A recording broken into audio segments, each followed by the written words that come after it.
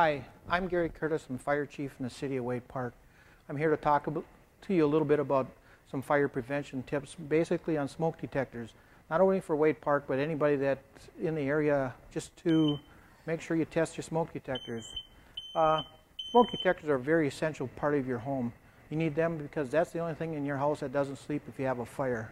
Roughly 80% of the deaths that happen in the United States come from houses with not having working smoke detectors. So it's real important to have them. When you buy your smoke detector, buy the best.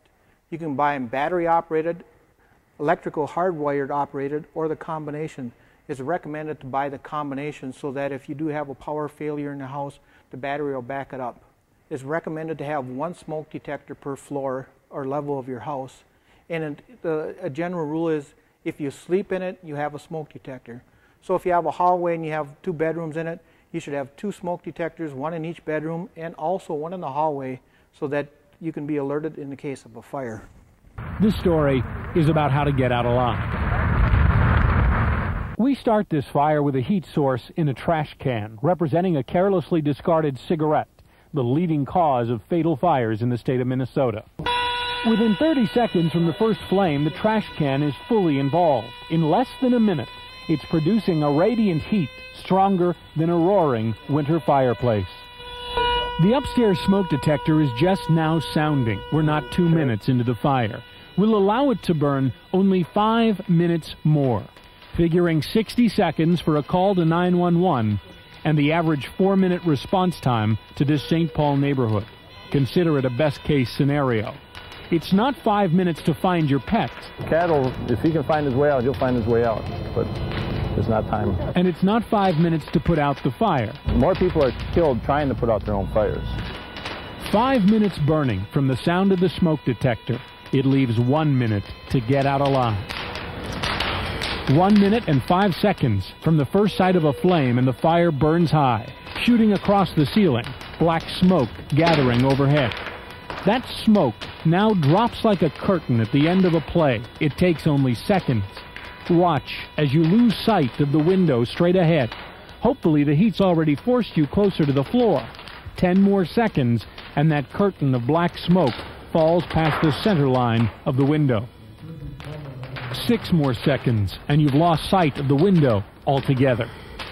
A few seconds later, the room's so dark you can't even see the flame. It's high noon and pitch black. It looks like midnight inside there. There's a lot of heat in there right now.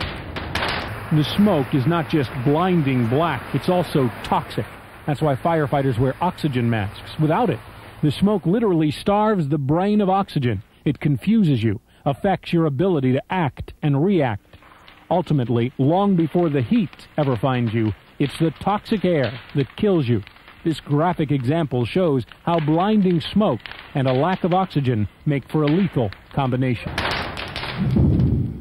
The child's playroom immediately adjacent to the roaring fire is separated by only a door, and it's just beginning to take on smoke. Upstairs, looking from the outside in, these pictures are taken just 2 minutes from the sound of that alarm. The smoke will kill any baby in this bed. The damage done with the door left open is obvious to the most untrained eye. Remember, no fire up here. Minimal heat, only 2 minutes after the alarm, but enough toxic black smoke to kill a baby. In the next room with the door closed, you can breathe easier. This door open, this door closed. Is planning your escape. When we go to schools, we tell each one of the kids to go home and practice your fire drill. First, sit down with your mom and dad and figure out a plan of how to get out of your house. Every room in your house should have at least 2 ways to get out. Either it's a doorway or a window, but make a plan that if you are in your bedroom, you can't get out, how you're going to get out your window and everything else. Once you get out of the house, never go back. Always stay outside, wait for the firefighters to come. One of the things you want to also establish is a meeting place. When my children were young, we lived with a hydrant right across the road, and I told them, this is our meeting place. Your job is to stay there for the fire department to come and tell them, okay, we're out, and tell them, where the fire is and stuff like that. So plan your escape, and remember, that's real important. Once you get out, don't ever go back in. Remember, while the pictures are not always this dramatic, Thousands of fires burn uncontrolled in this state every year. Scores of people die. Given the chance, fire will compete with you for space, and it will win.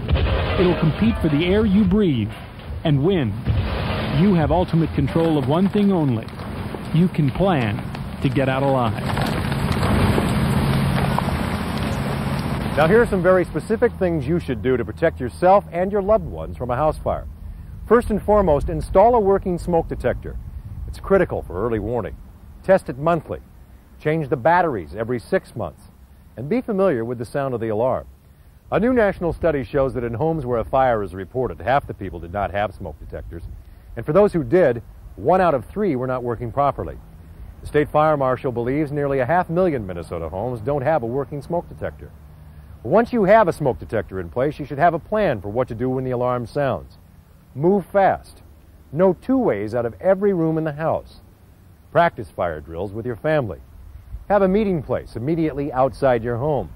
Call 911 from a neighbor's house. Once you get outside, stay outside. Always remember to stay low when leaving a burning building. It'll be easier to see, easier to breathe, and it's the best place to escape the heat. And finally, remember this. When you're in a burning building, every second counts. There's not time to look for your pets. There's not time to find your wallet. Every second counts. As you just saw, houses burn very quickly.